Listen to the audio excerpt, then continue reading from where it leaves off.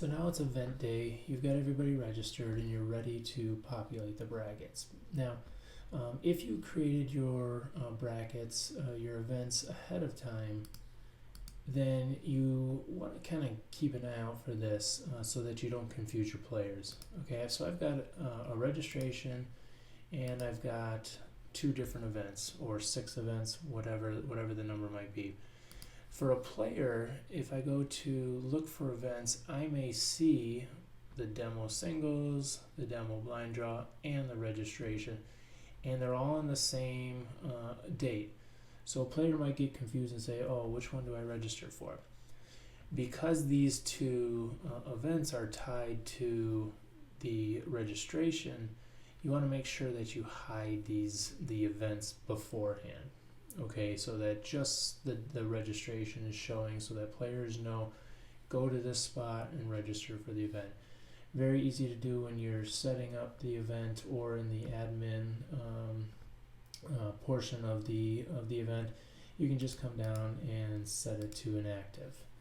Okay, and you can do that for all your events so that they don't show up until you're ready for them to show up, because if you're doing the pre-registration, you want to just make sure that the registration is showing in the player app.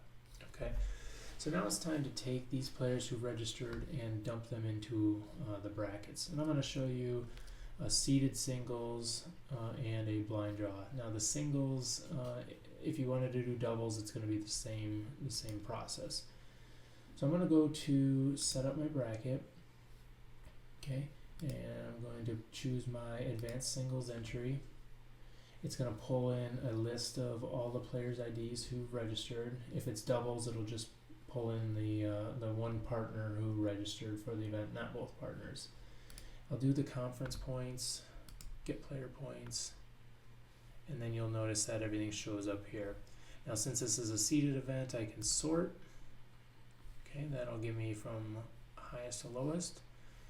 And this is where I want to make sure that I've got it seated here, and also in the event I've got it as BYOP. If I have it set to random teams, well, that also means random seeding. So I want to make sure that it's singles and BYOP. Okay, that way, otherwise you're going to get an error and it won't work. Now I can split into as many brackets, or up to 10 brackets I should say. I'm just going to use one. And if I scroll down, you'll see that all the players show up in one list. Now if I were to split into 2, and I scroll down, now you've got 2 lists. And how that happens is how that works is the 1 seed, 2 seed, 3 seed, 4 seed, 5 seed, so it snakes through the seeding. If you do use multiple groups, you want to make sure that you have different events set up for each one. So an A bracket, a B bracket, C, D bracket if you're doing 4. Okay. Alright, so I'm going to do 1. And now I got to search for the event that I want to dump these players into.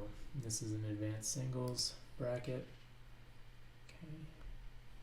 Scroll down to the very bottom. I just like to double check, make sure I've got all my players, which is good. Insert players, and that's it. Once that's successful, you'll get this manage bracket icon that shows up. Open that up. It shows that I've got 44 players. Okay, and then I can just follow the same process that I use for managing another event. Okay, so I can drag players around if I need to. Okay, I can resort them if I want to. Right, and I can delete and add people as well. Right. So I like to do this about an hour before, then send in that check-in text message so that players get that and they can check in about an hour up to the event. Okay. Now if I were to, let's say I'm going to take that same group of singles, and everybody who registered for singles also gets entry into doubles. Well, I can choose advanced singles, 44 players.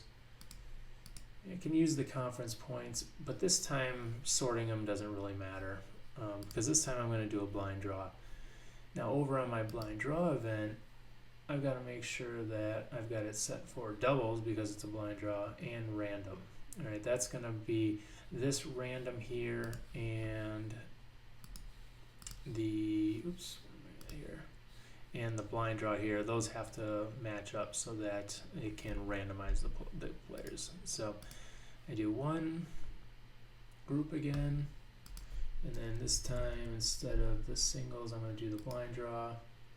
Okay, everybody's signed up individually. Insert the players, manage the bracket, and I've got those 44 players in there again.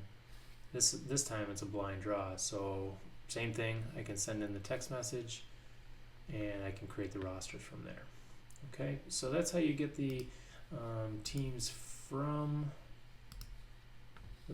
and the players from this page into the brackets. And you can reuse these over and over if you want. So if you make a mistake, you want to create a new event, something like that, you can always just follow the same process.